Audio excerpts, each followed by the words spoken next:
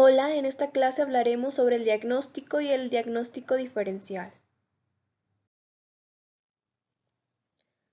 Vamos a ver que según la etiología de la palabra diagnóstico, esta proviene del griego diagnósticos, a su vez del prefijo dia, que significa a través, y de gnosis, que significa conocimiento. Podemos ver que esta definición alude en general al análisis que se realiza para determinar cualquier situación y cuáles son las tendencias. En base a esto, podemos decir que el diagnóstico es un proceso de construcción del conocimiento acerca de algo sobre lo que se va a intervenir o sobre lo que se va a actuar.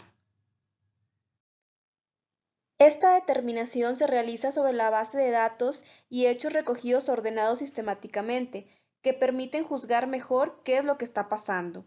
Es decir, el diagnóstico es el resultado de la integración luego de la recolección detallada y minuciosa de todos los datos obtenidos del paciente, a través de su contexto y las técnicas de evaluación utilizadas, como entrevistas, pruebas proyectivas y pruebas psicométricas.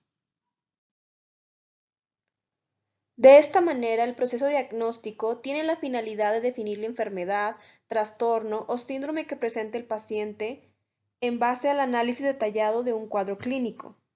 Este cuadro clínico está conformado por el conjunto de síntomas y reacciones manifestadas. Puede ser la enfermedad en sí y el contexto socioambiental en donde se manifiesta. En general, hay dos modelos diferentes que permiten hacer el diagnóstico de cualquier enfermedad. El sintomático, en donde se diagnostica la enfermedad con base en los síntomas, y el etiológico, en donde se hace el diagnóstico basado en la causa de la enfermedad.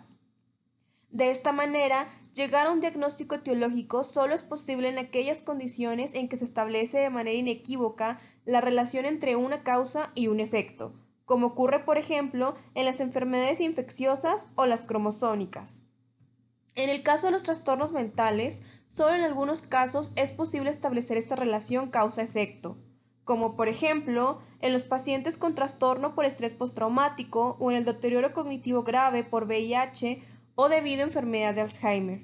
De modo que la mayor parte del diagnóstico de los trastornos mentales se realiza con base en los síntomas que el paciente presenta, ya que se acepta que la etiología de estos es biopsicosocial, por lo que están involucrados no solo factores biológicos, sino psicológicos, sociales y culturales.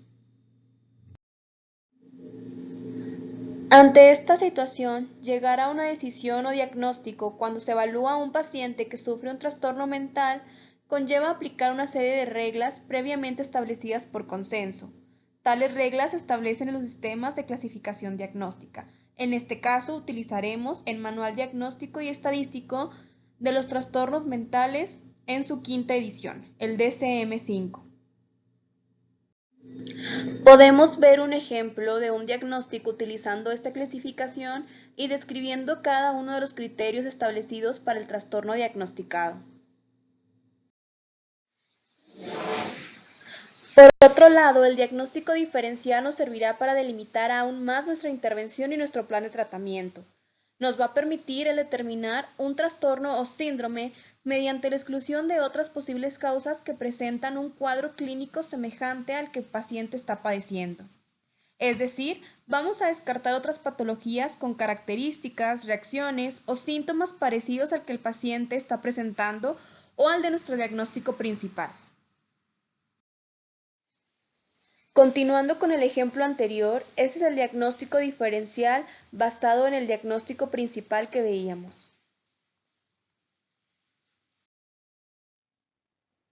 Con la ayuda de la información obtenida a través del video y utilizando el manual diagnóstico de los trastornos mentales y la integración antes formulada, realiza el diagnóstico del caso con el que estás trabajando y súbelo a escuela en red, para posteriormente en clase trabajar con el diagnóstico diferencial.